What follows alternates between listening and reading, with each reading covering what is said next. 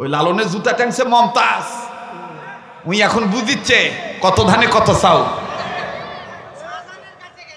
হ্যাঁ বাপরে, কি নিয়া দোতারা নিয়া বয়লার মুরগির মতন গুদমা কাদমা সিয়ারা নিয়া মানুষ মনে করে নাই। জনগণের কথা বাদ দিয়ে ওই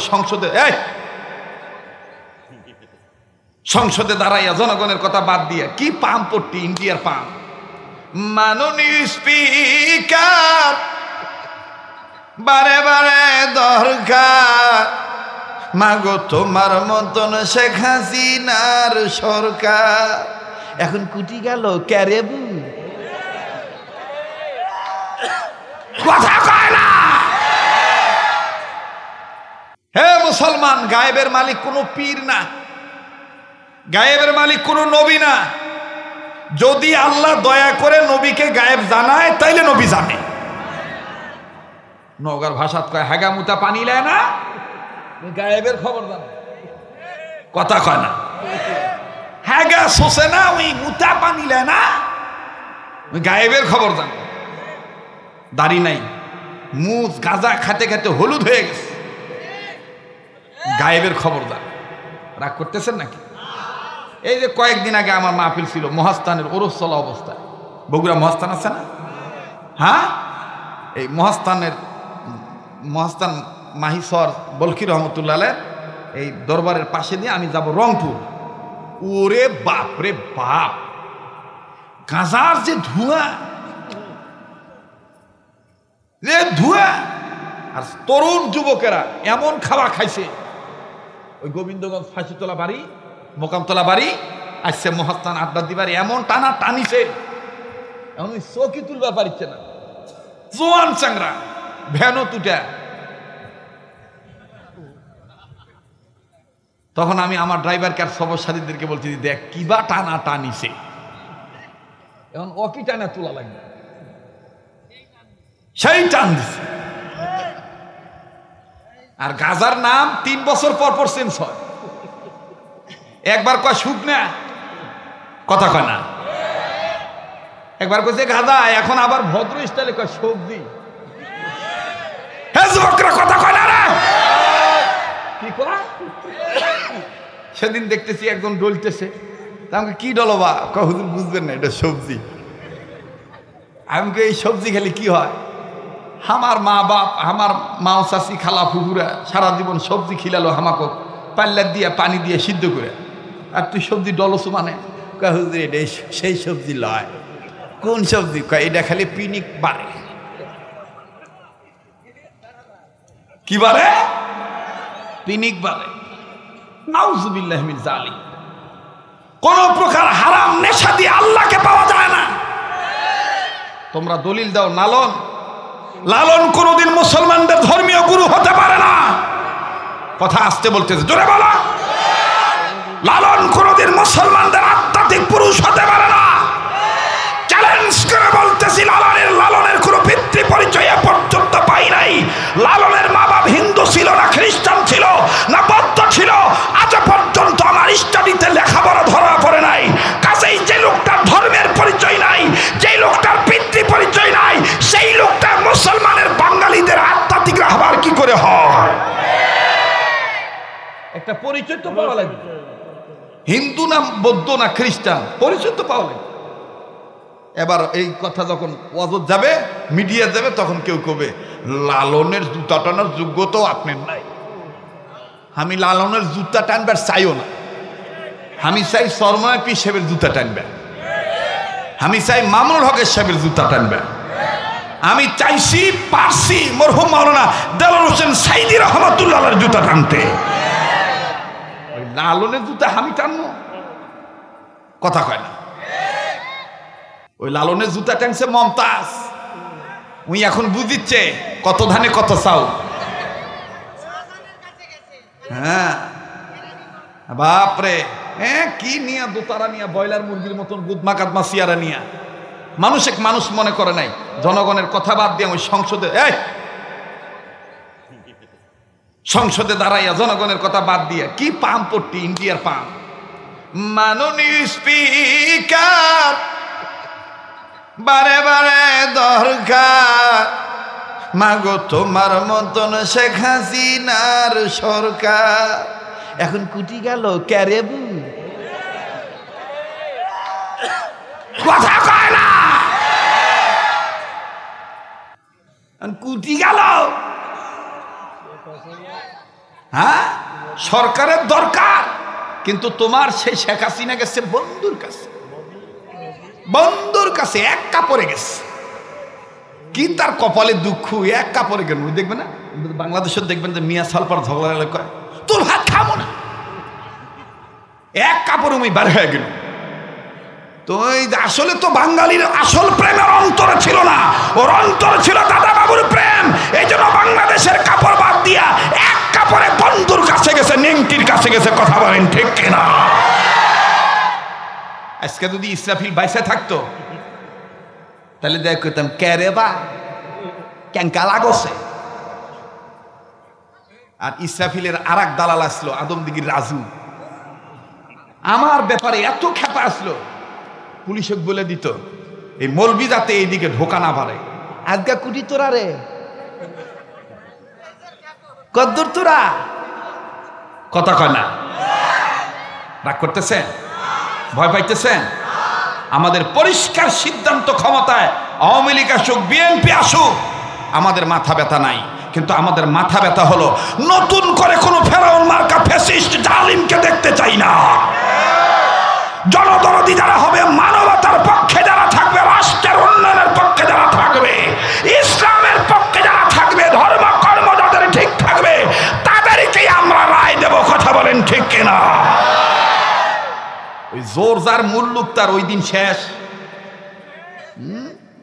কি সুন্দর মায়া কান্না করে আমার দোষটা কি দোষ খুঁজা পায় না কথা কয় না রাগ করতেছেন বেদার হইতেছেন আমি কি বলবো না বাদ দেব কিছু কিছু মুরব্বী ওই গ্রুপের যারা 14-15 বছর একটা গ্রুপের দালাল থাকলে এত তাড়াতাড়ি পিছলা কাটে কপালত মেঘ নামে আছে এই লোকগুলাই বিগত সরকারের সময় এই রাজনীতির আলোচনা করতে গেলেই বাধা দিছে কোরআন হাদিস কন কোরআন হাদিস নিলে কি কোরআনে রাজনীতি নাই কথা কয় না রাজনীতি নাই তাহলে আসো রাষ্ট্রের নামে একটা সূরাই আছে সূরাতুল মুলক সূরাতুল জোরে কোন সূরাতুল মুলক তাবারাকাল্লাযী বিয়াদিহিল মুলক আল্লাহু আকবার আর তুমি কোথাকার কোন নইমুদ্দির বেটা কই মুদ্দি আসছো রাজনীতি নাই হুজুর ওয়াজ করেন হুজুর রাজনীতি করেন না হুজুর আরে ভাই রাজনীতি তো মুসলমানরাই করবে রাজনীতি মুসলমানরাই করবে মুসলমানরা যদি ভালোভাবে করে রাজনীতি মুসলমানদের কখনো আসবে না দুর্নীতি কথা বলেন ঠিক কিনা আল্লাহ আমাদেরকে সহিবুল দান করুন আরো জোরে বলেন আমিন আরো জোরে করেন আমিন এই জন্য আপনাদের পায়ে হাত দিয়ে বলবো কে ও আমিন জোরে কয় আর কে আমিন আসতে কয় কে ফরজ নামাজের পরে হাত তোলে কে হাত তোলে না কে বুকত হাত বাঁধে নামাজের সময় নিয়ত বাঁধে কে নাবির নিচে বাঁধে বললে এখন দেখার টাইম নাই এখন কে হেফাজত কে চরমনাই কে জমিয়ত কে বিএনপি কে লাঙ্গল কে মঙ্গল কে জঙ্গল এগুলো দেখার টাইম নাই এখন আমাদের ইউনিটি এক হইতে হবে আমাদের কোয়ালিটি ভালো করতে হবে আল্লাহ এবং আল্লাহ রসুলের জন্য আমাদের দেশপ্রেম ব্যক্ত করে দেশের পক্ষে আমাদের লড়াই করে যেতেই হবে কথা বলেন ঠিক কিনা আমরা এক হইতে রাজি আছি তো ইনশাআল্লাহ রাজি আছি তো ইনশাআল্লাহ কারা কারা রাজি আছি একটু দু হাত তুলে আল্লাহকে দেখাই তো ভাইয়া লিল্লাহ তাকবীর লিল্লাহ তাকবীর মাশাআল্লাহ হাত নামা পোলাও রান্দা সার্থক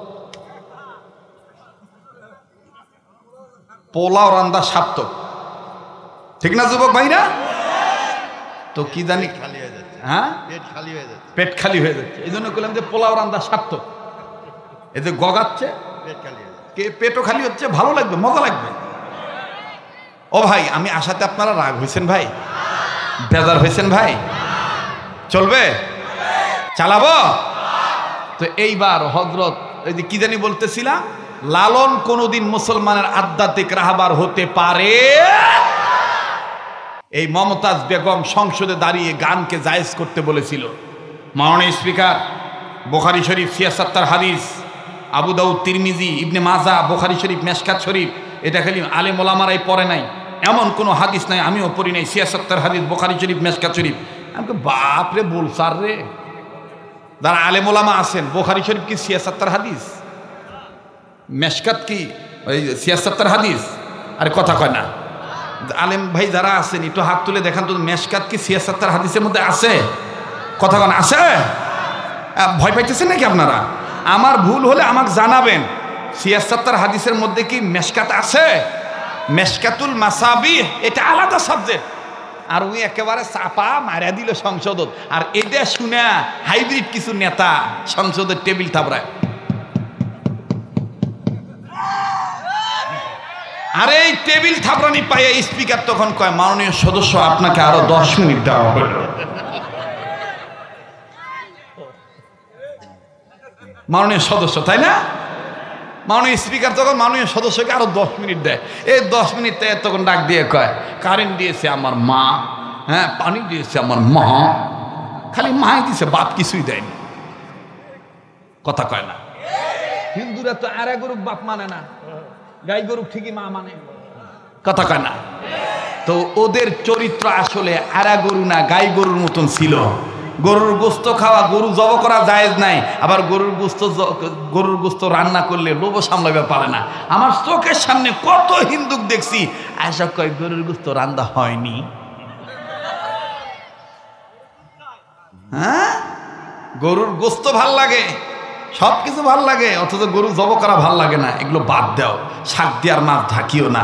আমরা এক থাকবো ইনশাআল্লাহ। আমরা কখনো মারামারি, কাটাকাটি, রক্তপাত, খুনাখুনির মধ্যে যাব না ইনশাআল্লাহ। আর সমাজে যদি কি এরকম ভদ্রলোক, যাদের দ্বারা সমাজের উন্নয়ন হবে, যারা জনদরদি হবে, যাদের মধ্যে কোরআন হাদিসের জ্ঞান থাকবে, যাদের মধ্যে দেশপ্রেম থাকবে, ইমানদারদের মহব্বত থাকবে, আমরা তাদেরকে রায়টা দেব, পারবো না ইনশাআল্লাহ। আল্লাহ কবুল করুক। জোরে বলেন আমিন, আরো জোরে বলেন আমিন। তো গায়েবের খবর একমাত্র কে জানে? নাকি মমতাজ জানে, লালন জানে, কোন মাজারওয়ালা জানে? গায়েবের মালিক একমাত্র কে? আলিমুল গায়বি ওয়াশ শাহাদাতি হুয়ার রাহমানুর রহিম।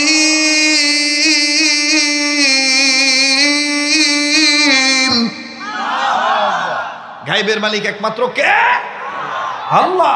তো ইমাম এই কি বলে, হযরত আনাস রাদিয়াল্লাহু তাআলা মা ডাক দিয়ে কয়, বেটা আমার মনের গোপন খবর নবী জানলো কেমনে? মনে আছে তো আপনাদের? হযরত আনাস কয়, মা মনের গোপন খবর মানে? কয়, বেটারে আমি যখন তোর পেটে পাথর বান্ধা দেখছি,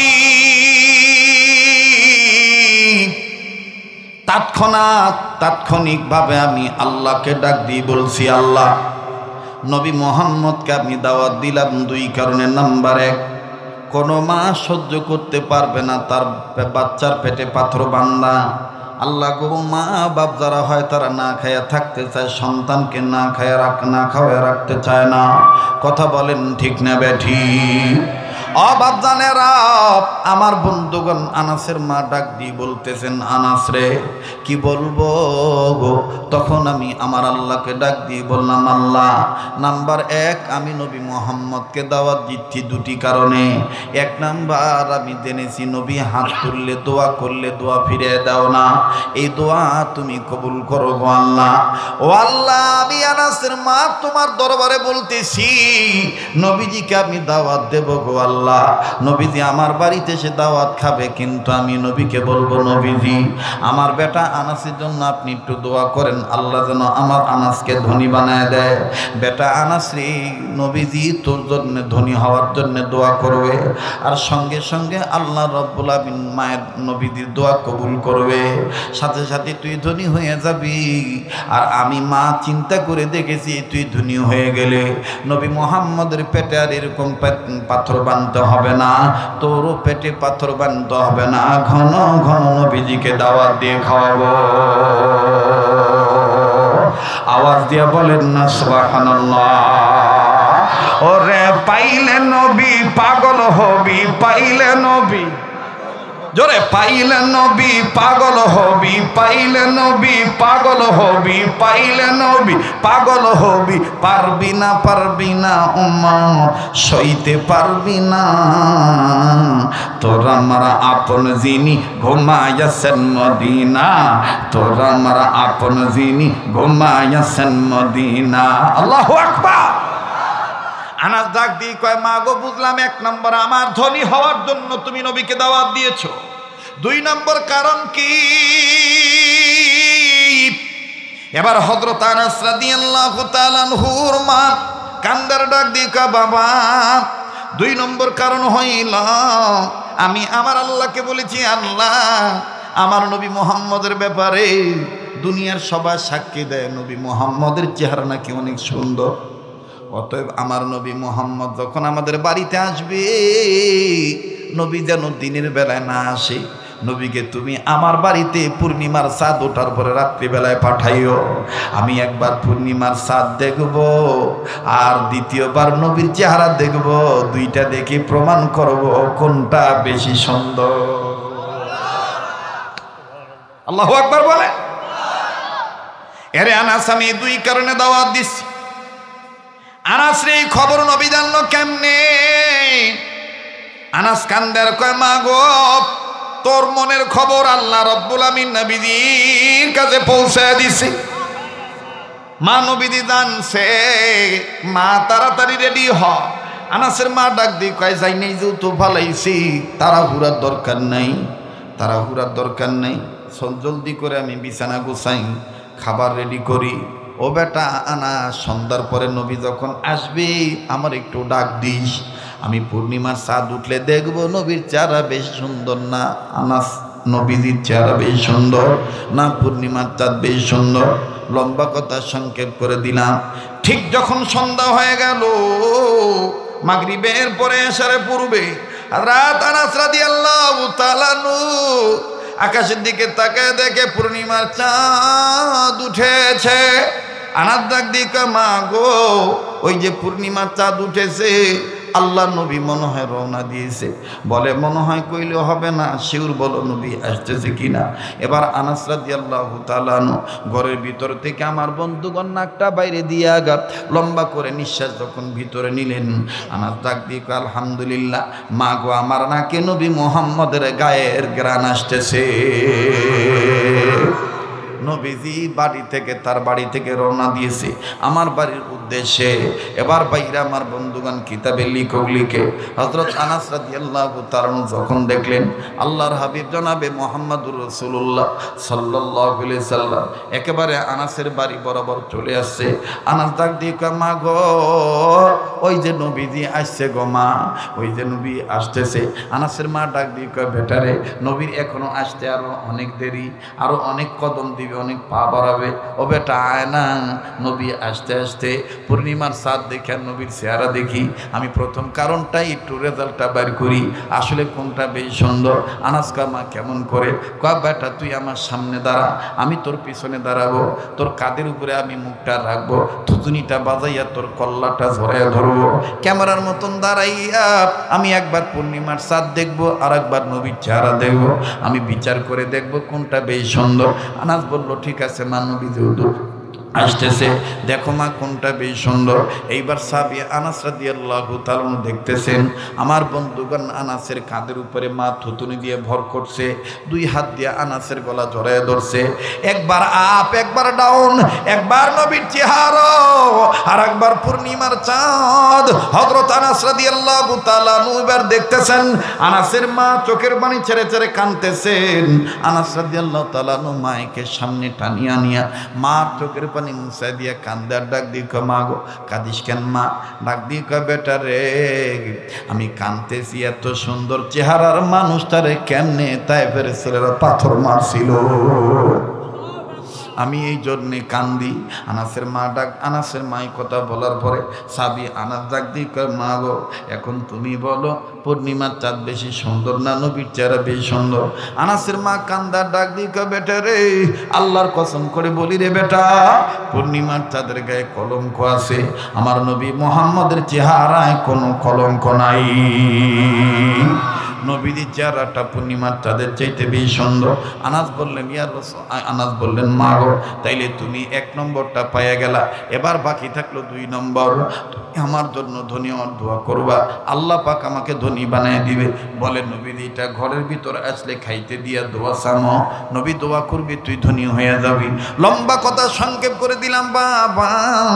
আল্লাহ নবী যখন এইবার ঘরে আসলেন, আনাসের মার সামনে খাবার দিলেন। খাবার দেওয়ার পরে আনাসকে নবীজি ডাক দিয়ে বলতেছেন, বেটা আনাস, ও আমার প্রিয় সাহাবী আনাস, এই খাবার স্টার্ট দেব। সাহাবী আনাস কান্দার ডাক দিয়ে কয়, নবী গো, আপনাকে তো খাওয়ানোর জন্য আমার মা দাওয়াত দিছে, তবে আমার মা আপনার সাথে কি জানি পার্সোনাল কথা বলবে। আনাসের কথার প্রতি উত্তরে নবী বললেন, তোমার মাকে আগে কথা বলতে বলো, তারপর আমি পরে খাবো। এবার আনাসের মা সামনে দাঁড়িয়া নবীজির দিকে তাকাইয়া কান্দার বলে, নবী গো, মা হইয়া বেটার পেটে পাথর বান্দার সহ্য করতে পারি নাই। ওগো নবীজি, আপনি দোয়া করেন আল্লাহ পাক যেন আমার বেটা আনাসকে ধনী বানিয়ে দেন। এবার আল্লাহ নবী মায়ের কথা শোনার পরে আল্লাহ নবী চোখের পানি ছেড়ে ডুকরে ডুকরে কান্দে। আনাসের মা ডাক দিয়ে বলে, নবী গো, আপনি কান্দেন কেন? আমার নবী ডাক দিয়ে বলে, আনাসের মা, আনাসের একটা কপালওয়ালা ছেলে।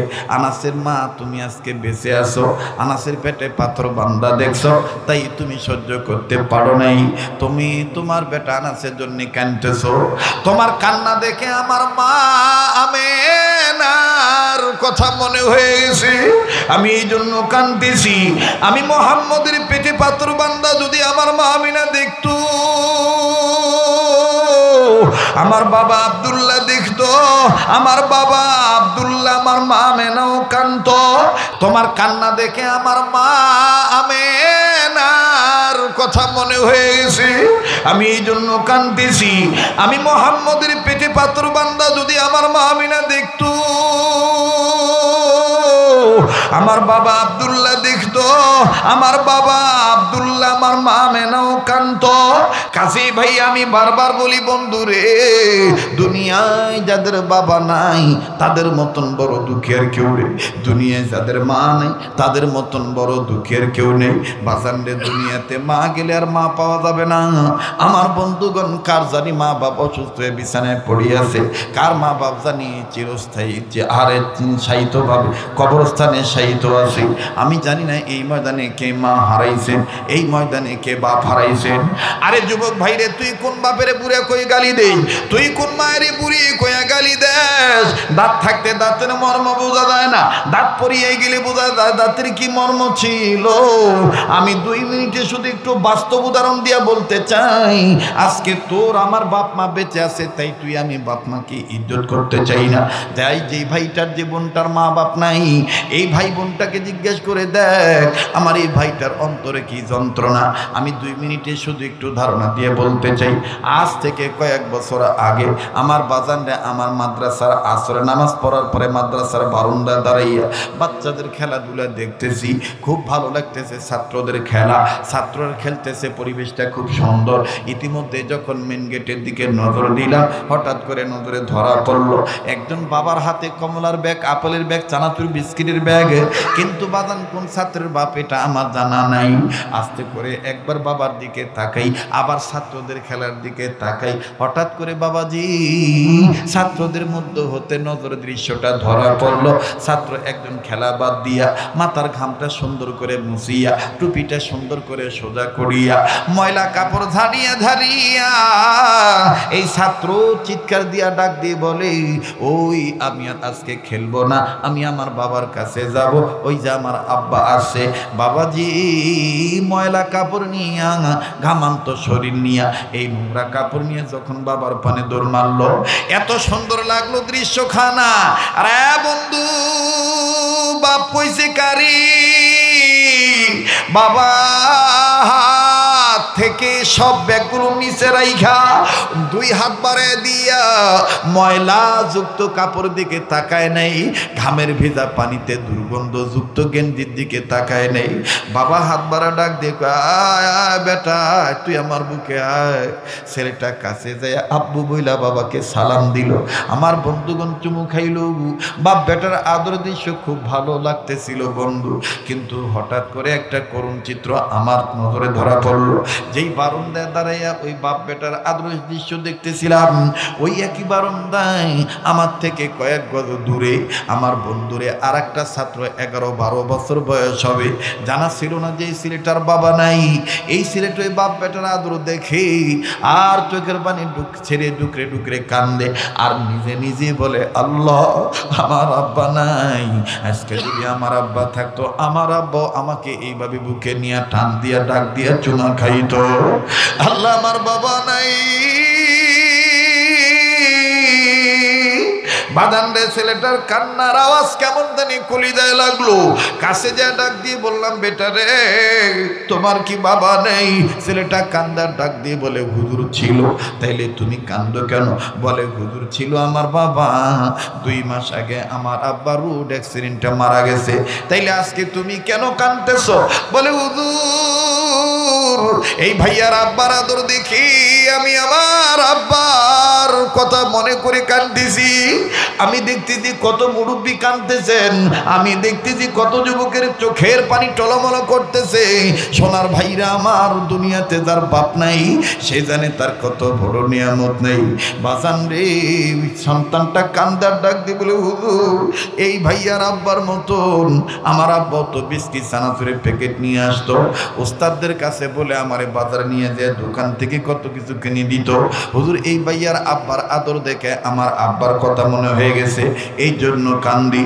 সেদিন বুঝলাম আসরে যে বাপ মা হারাইছি, যে হারাইছি সে জানি ব্যথা কিসে। কথা বলেন ঠিক কিনা? আর আমাদের আসেতে আমরা নিয়ামতের কদর করি না। মুসলমান বাপ ভাইরা, আমি আপনাদের এই এলাকায় গহেলাপুরা কন্দপাড়ায় জীবনে কোনোদিন আসি নাই। আমি একটা আবদার জানাইতে চাই, এই চোখের পানি কান্না ভেজা চোখ নিয়া, ভাঙ্গা মন নিয়া, কাবা ধরা হাত নিয়া ছোট্ট একটা আবদার করব আপনাদের কাছে। আপনারা পারলে দিবেন, না পারলে না দিবেন, কিন্তু একটা ওয়াদা করেন তো দেখি। আমি এই যে আবার আগামী কয়েকদিন পর হজে চলে যাব, আপনাদের জন্য আরাফাতের ময়দানে দোয়া করব, অবাজান কাবা ধরে দোয়া করব, সাফা মারওয়া দৌড়ানোর সময় দোয়া করব, মিনা মুজদালিফায় দোয়া করব। বাজান আজকে ওয়াদা দিতে পারেন নাকি আমি মুসাফিরের সাথে কাবা ধরা হাতের সাথে হাত উঠাইয়া ওই মা বাবার জন্য, নিজের জন্য, অন্যের জন্য, দেশের জন্য, দশের জন্য দোয়া করে একসাথে মোনাজাত করে আমরা বিদায় হব। কারা কারা তৈরি আছেন একটু হাত তুলে দেখান তো দেখি। নারায়ে তাকবীর, নারায়ে তাকবীর। হাত নামান মুসলমান ভাইরা আমার, বন্ধুরে এবার দেখেন তারপরে কি হলো। আল্লাহ নবী ডাক দিয়ে বলতেছেন, আনাসের মা, ওগো আনাসের মা, তুমি মা তোমার বেটার জন্য দোয়া করো। আমি নবী মুহাম্মদ আমিন আমিন বলি, কেন না সন্তানের ক্ষেত্রে আমি নবীর চাইতে মায়ের দোয়ার বরকত বেশি। আল্লাহু আকবার। দেখেন বাজান কি ধনী হয়ে গেল, এমন ধনী হইল। একটু সময় লাগলে বাজান সময় দিবেন ইনশাআল্লাহ। কেউ চলে গেলে কারো দাওয়া দেখে যাবেন না। বাবাজি ইচ্ছা করলে আমি এখন দোয়া করে দিতে পারি, কিন্তু না না না না, আমার এটা অভ্যাস না। আজকের বাংলাদেশে বহু বক্তা বাজান আমার মতন এত লম্বা ওয়াজ করে না, আমার বন্ধুগণ এত পরিশ্রম করে না, কোনো মতন আসিয়া খাটাখাটনি করে চলে যায়। আমার বন্ধুগণ কোনো মতন বুঝ দিয়ে যায়। তবে আপনারা থাকলে আমি বাকি কথাটা শোনাবো। আনাসের মা মাথায় হাত দিয়ে বলে, ইয়া রাসূলুল্লাহ, এটা আপনি কি বলতেছেন?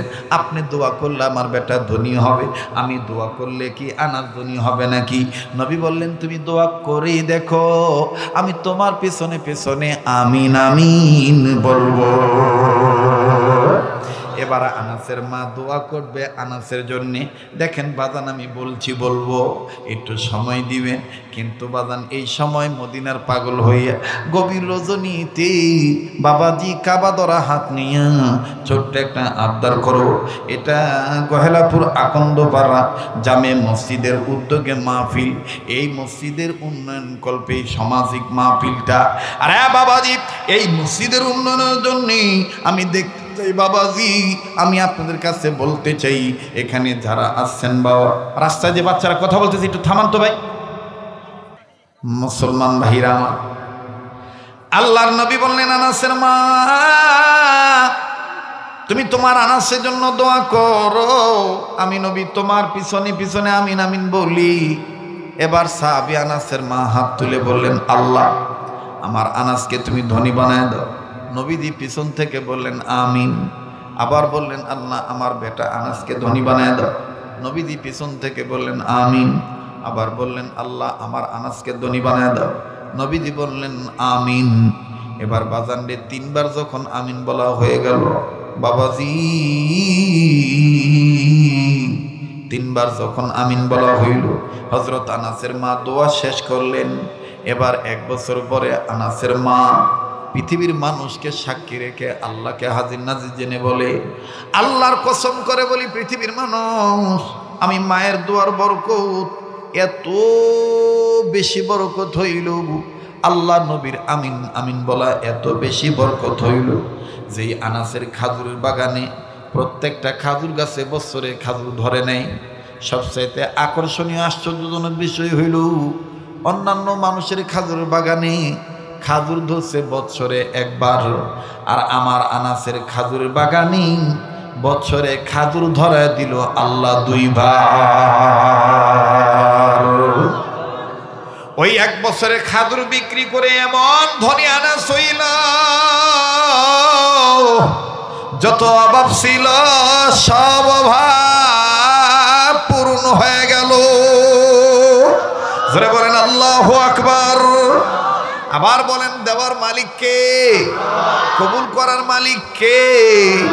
এবার ভাইরা আমার আনাসের মা ডাক দিয়ে বলে, আসলে সত্য কথা, নবীজি যে বলছেন সন্তানের ক্ষেত্রে নবী আলেমের চাইতে ওলির চাইতে মা বাবার দোয়ার বরকতি বেশি, তার প্রমাণ হইল আমি আনাসের মা দোয়ার বরকত। জোরে করেন সুবহানাল্লাহ।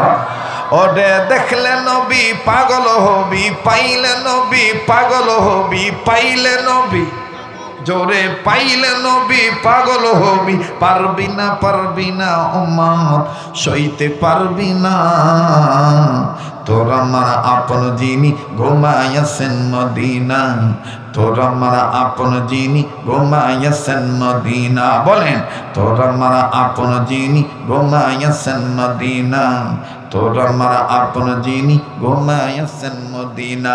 মানবি সুন্নাত থাকবি উম্মত, মানবি সুন্নাত থাকবি উম্মত, ও হাসরে পাবি নবীজির শাফায়াত, নবীজির সুপারিশ জান্নাত হবে ঠিকানা। ঠিক কিনা? নবীজির সুপারিশ জান্নাত হবে ঠিকানা। পাইলে নবী পাগল হবি, দেখলে নবী পাগল হবি, পারবি না উম্মত সইতে পারবি না, তোর আমার আপন যিনি ঘুমাইয়াছেন মদিনা, তোর আমার আপন যিনি ঘুমাইয়াছেন মদিনা। আল্লাহু আকবার। কষ্ট হচ্ছে আপনাদের? বেজার হইতেছেন? তাহলে আজকে থেকে যাদের মা বাপ বেঁচে আছে, আমরা মা বাবার কথা মানবো ইনশাল্লাহ। যদি ইমানের পক্ষে থাকে, যদি ইসলামের পক্ষে থাকে আমরা মানবো, আর যদি ইমান ইসলামের বিপক্ষে চলে যায় আমরা মানবো না, তবে মা বাবার মনে কষ্ট দেব না। ঠিক আছে তো ইনশাল্লাহ? আর দ্বিতীয়, মা বাপ যদি বেঁচে না থাকে, মৃত মা বাবার কবর আমরা জিয়ারত করবো, পারবো না ইনশাল্লাহ? মনে রাখবেন, আজকে যদি আপনি যদি মা বাবার নামে দোয়া করি, আগামীতে আমার আপনার ছেলে মেয়েও আমার আপনার মা বাবার জন্য আমার আপনার জন্য দোয়া করবে। ঠিক কিনা বলেন? যেমন কর্ম তেমন ফল, কামা তাদিনু তুদানু। আজকে যদি মা বাবার জন্য দোয়া করে যাই, আমার বেটা বেটিও আমার আপনার জন্য দোয়া করে দেবে। ঠিক না আমার বন্ধুগণ? তাহলে বলেন, ইমান আনছি, ইমান অনুযায়ী আমরা সৎ কাজ করবো ভদ্রলোক হওয়ার জন্যে। পারবো তো ইনশাআল্লাহ? পারবো তো ইনশাআল্লাহ? আল্লাহ আমাদের সবাইকে কবুল করেন, বলেন আমিন।